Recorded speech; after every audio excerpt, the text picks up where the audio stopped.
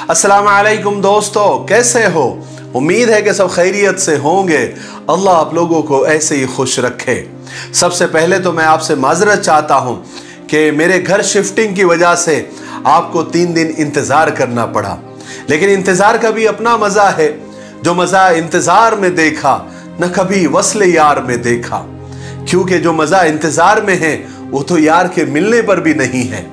ठीक है, तो सरकार दो आलम सल्लल्लाहु अलैहि वसल्लम की पूरी जिंदगी पर बनने वाली वीडियो सीरीज जिसका नाम मोहम्मद सबके लिए है सल्लल्लाहु अलैहि वसल्लम, ये इसका 9वां हिस्सा यानी पार्ट 9 है।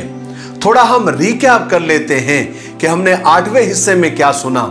हमने 8वें हिस्से में सुना कि चचा अबू तालिब मुल्क शाम के सफर पर हुजूर पाक सल्लल्लाहु अलैहि वसल्लम के साथ गए और मुल्क शाम के सरहदी शहर बुसरा, जहां पर मुल्क शाम का सरहद था, वहां पर एक बहुत बड़ा गिरजाघर, एक कनीसा था, उसके सामने आपने पड़ाव डाला।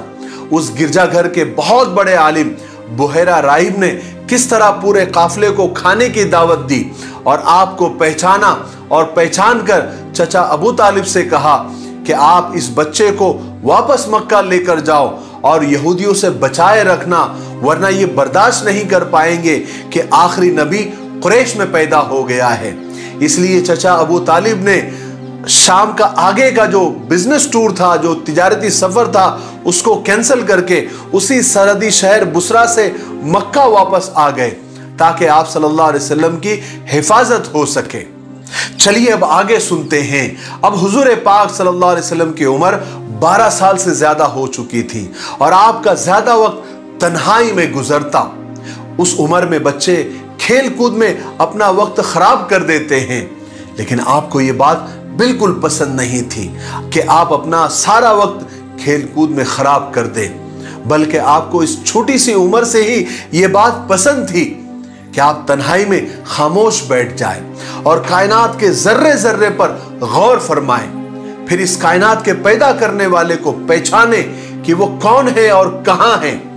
क्या वो इन पत्थरों की बेजान तस्वीरों में है या वो एक ऐसी जात है जो हमारी नजरों से ओझल है, छुपी हुई है, लेकिन हर जगह मौजूद है।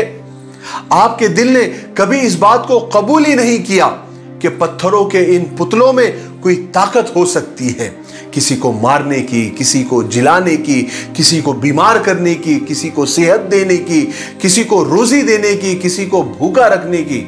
आपके दिल में बचपन से ही ये यकीन पैदा हो गया था कि ये तस्वीरें और ये लात हुबुल की मूर्तियां बेअसल और बेजान हैं। ये खुद अपने नफा नुकसान के लिए बेबस है। आदमी के अपने हाथ से बनाई हुई ये सब चीजें इबादत के लायक हो ही नहीं सकती। मगर आप जब देखते कि आपके कौम के लोग उन्हीं पुतलों की इबादत करते हैं, उन्हीं के सामने सर झुकाते हैं, सब छोटे बड़े, अमीर गरीब, आका गुलाम, सब उन पत्थरों की इबादत करते हैं, उस वक्त आपके दिल को बहुत तकलीफ होती थी। मगर सीधा रास्ता कौन सा है और किधर है? आप तन्हाई में खामोश बैठते और यही सब सोचते रहते हैं। उस वक्त मक्का सारी बुराइयों का अड्डा बना हुआ था। ऐसी कोई बुराई, ऐसी कोई खराब आदत बाकी ही नहीं थी जो मक्का वालों में नहीं थी। शराब पीना, जुआ खेलना, कत्लो गारतगिरी करना, ये मक्का वालों के पसंदीदा और फेवरेट काम थे। इसलिए मक्का के बच्चे भी जब बड़ों का ये काम देखते और बड़ों को ये काम करता हुआ देखते तो बचपन से ही उनकी तरबियत वैसी होती और वो वैसे ही काम करना शुरू कर देते। फिर जब मक्का वाले आपको देखते तो हैरत करते कि हुजूर पाक सल्लल्लाहु अलैहि वसल्लम ना अपने दोस्तों के साथ इधर उधर फिरते, ना उनके साथ खेलते, बल्कि इस बचपन के जमाने में भी आप अपना वक्त इस तरह गुजार रहे हैं जैसे बड़ी उम्र के लोग गुजारते हैं। बड़ों का अदब करना, एहतराम से बात करना, इज्जत करना, छोटों से प्यार और शफकत से पेश आना, औरतों की इज्जत करना, गरीबों की मदद करना, इस तरह आपका बचपन हर बुराई से पाक गुजरा, शराफत, नेकनामी और बुजुर्गी के साथ गुजरा। फिर आपने उसी उम्र में बकरियां चराना शुरू कर दी। जो लोग चाहते अपनी बकरियां आपके हवाले कर देते। आप उन्हें जंगल में ले जाते, वहां दिन भर बकरियां चरती और आप उनकी निगरानी फरमाया करते थे। लोग आपके अखलाक, आपकी आदतों को देखते और आपकी उम्र को देखते तो उन्हें बड़ी हैरत होती। आपकी सच्चाई, आपकी पाकीज़गी को देखते तो उनके दिलों में आपके लिए जबरदस्त एहतराम पैदा हो जाता। आपकी सच्चाई, नेकी, शराफत ने सारे मक्का में आपकी मोहब्बत, इज्जत पैदा कर दी थी। यही वजह थी कि आपका नाम मक्का वालों ने अमीन यानी अमानतदार रख दिया था। फिर आप उसी नाम से पुकारे जाने लगे। उस जमाने में मक्का के करीब हर साल कुछ मेले लगा करते थे। बड़े छोटे हर तरह के मेले मक्का के करीब लगा करते थे। लोग दूर दूर से वहां पर बड़े बड़े बिजनेसमैन, बड़े बड़े ताजिर आते थे, वहां अपनी दुकान, अपनी शॉप्स लगाते थे। उनमें सबसे बड़ा मेला उकास का मेला था, जिसका नाम उकास था। इन मेलों में आसपास के सारे कबीले के लोग एक साथ जमा होते थे और दूसरे मुल्कों के भी कबीले उसमें आया करते थे और अपने साथ ऐसे शेर लिखकर लाते थे जिसमें अपनी और अपने खानदान की और अपने बाप दादाओं की बड़ाइयां होती थी। और उकास के मेले में ये लोग जत्थे बनाकर और ग्रुप बनाकर बैठा करते थे और ये अशार, ये पोएट्रीज और ये नज़में पढ़ा करते थे। और इन्हीं बड़ाइयों के चक्कर में इनके आपस में कभी कभी जबरदस्त लड़ाइयां भी हो जाती थी। एक बार का वाकया है कि उकास के मेले में, उकास के बाजार में दो आदमियों में लड़ाई होगी और इतनी लड़ाई बढ़ गई कि उनमें से एक मारा गया। मरने वाला आदमी बनु कैस कबीले का था और मारने वाला बनु किनाना कबीले का था। अब मामला इतना बढ़ गया कि दोनों कबीलों में जबरदस्त जंग शुरू हो गई। मक्का वालों में इतनी जहालत थी और आसपास के कबीलों में भी इतनी जहालत थी कि जरा जरा सी बात पर सालों जंग हुआ करती थी। हालांकि ये जंग उर्दू कैलेंडर के ज़ी कादा के महीने में हुई। हालांकि मक्का वाले लाख जाहिल सही, अनपढ़ सही, गुनहगार सही, गवार सही, लेकिन 4 महीने इनके नजदीक बहुत एहतराम वाले थे। ज़ीक़ादा, ज़िलहज्जा, मुहर्रम और रजब, इन महीनों में इनके नजदीक जंग बिल्कुल हराम थी। इन महीनों में बड़ी बड़ी जंग रुक जाया करती थी, बल्कि रोक दिया करते थे। लेकिन इस जंग में इन दोनों कबीलों को, बनु कैस और बनु किनाना को, इतना जोश आ गया कि इन्होंने इस मोहतरम महीने का भी ख्याल नहीं रखा, जिससे सारे अरबों को और मक्का वालों को बहुत दुख हुआ। यहां तक कि वो दोनों कबीलों की जंग बढ़ते बढ़ते इतनी बढ़ गई कि उन्होंने कुरैश पर भी हमला कर दिया, जिससे जो है कुरैश और भड़क गए। उन्होंने फिर जंग की तैयारियां शुरू कर दी और इस जंग को मक्का की हिस्ट्री में और मक्का की तारीख में हर्ब फुज्जार यानी गुनाहों और बगावत वाली जंग का नाम दिया गया। उस वक्त हुजूर पाक सल्लल्लाहु अलैहि वसल्लम भी जवान हो चुके थे, इसलिए आपको भी उस लड़ाई में शरीक होना जरूरी था। चुनांचे आप भी उस मैदान जंग में तशरीफ ले गए। उस जंग में आपके सारे चचा भी शरीक थे। आप सल्लल्लाहु अलैहि वसल्लम इस जंग में शरीक जरूर हुए थे, लेकिन आपने लड़ाई नहीं लड़ी, बल्कि सिर्फ अपने चाचाओं का डिफेंस किया, उनकी हिफाजत की। यह पहली जंग थी आप सल्लल्लाहु अलैहि वसल्लम की जिसका नाम हर्ब फुज्जार था, जिसमें आप सल्लल्लाहु अलैहि वसल्लम खुद शरीक हुए थे।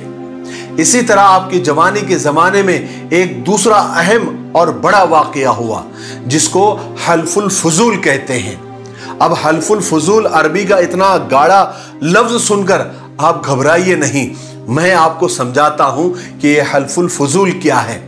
यह हल्फुल फुजूल एक अहदनामा, एक एग्रीमेंट था, जिसमें सब मक्का वालों ने मिलकर और सारे कबीलों ने मिलकर कसम खाई थी और उस पर मोहर लगाई थी, दस्तखत की थी कि अब मक्का में किसी पर जुल्म होगा, अत्याचार होगा तो हम नहीं सहेंगे।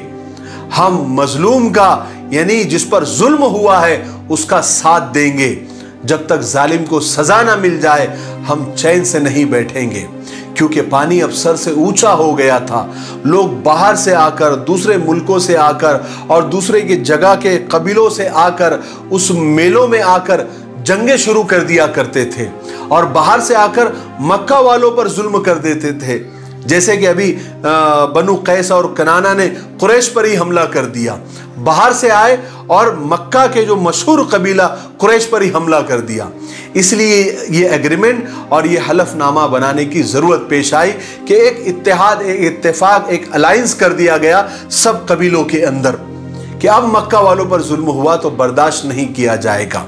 और ये एग्रीमेंट, ये हलफनामा एक मक्का के बड़े सरदार अब्दुल्ला बिन जदान तैमी के घर में हुआ था। इस मजलिस में बड़े बड़े दिग्गज और सरदार और बड़े बड़े कबीले उसमें मौजूद थे, जैसे बनु हाशिम, बनु मुत्तलिब, बनु असद, बनु जोहरा, बनु मुर्रा वगैरह सब इसमें, सारे कबीले इसमें शामिल थे। इन सब खानदानों ने और कबीलों ने मिलकर ये एग्रीमेंट किया था जिसका नाम हल्फुल फुजूल रखा था। मुझे उम्मीद है कि आप हल्फुल फुजूल को समझ गए होंगे। खुद हुजूर पाक सल्लल्लाहु अलैहि वसल्लम भी उस वक्त उस हलफनामे में और एग्रीमेंट के वक्त शरीक थे और उस वक्त आपकी उम्र 20 साल से भी ज्यादा हो चुकी थी और आप इस एग्रीमेंट में इसलिए शरीक हुए थे कि ये मामला मजलूमों को और मुसीबत ज़दा लोगों को इंसाफ दिलाने का और उनको मदद करने का था, जो कि आपका असल जज्बा था, असल काम था, क्योंकि आप हमेशा गरीबों की, मुसीबत ज़दा लोगों की मदद किया करते थे, उनके दुख दर्द में काम आया करते थे। इसलिए आपने इस एग्रीमेंट, इस अहदनामे, इस हल्फुल फुजूल जिसका नाम है, उसमें बढ़ चढ़कर हिस्सा लिया था। आखिर में एक बात आप लोगों से करनी है कि मैं ये सब डिटेल और ये तफसील और ये बारीक बारीक बातें बताना इसलिए ज़रूरी समझता हूँ कि बहुत सारे लोग बहुत गौर से ये सीरत पाक की सीरीज सुन रहे हैं, देख रहे हैं, और मैं चाहता हूं कि उनके सामने ये सारी बातें आ जाए ताकि आने वाली जो सीरत पाक की वीडियोस है और पूरी सीरत मुबारका है वो अच्छी तरह से समझ में आए।